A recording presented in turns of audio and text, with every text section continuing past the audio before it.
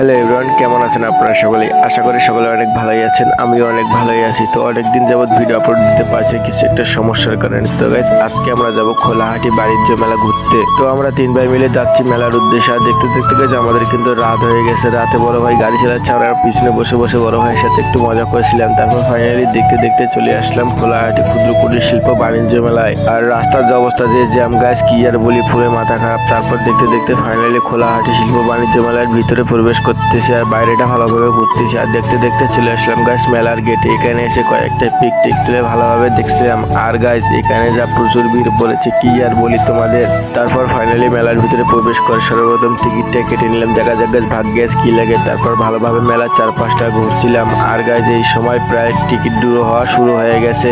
তারপরে চলে আসলাম মেলায় খাওয়া দাওয়া করতে। আর গাইস, আমরা এসেছিলাম প্রায় রাত 11টার দিকে বাণিজ্য মেলার ভিতরে। তারপর আমরা সবাই মিলে চারপাশটা ঘুরতেছিলাম। ঘোরাঘুরি শেষ করে ড্রো দেখা শেষ করে এখন চলো যাই বাড়ি। গেছে এখন এক দিদির বাড়িতে যাব। এই মেলাটাকে ভালোভাবে ঘোরাফেরা শেষ করে চলে যাচ্ছি দিদির বাড়িতে। এই ছিল আজকের ব্লগ। সকলে ভালো থেকো, টাটা।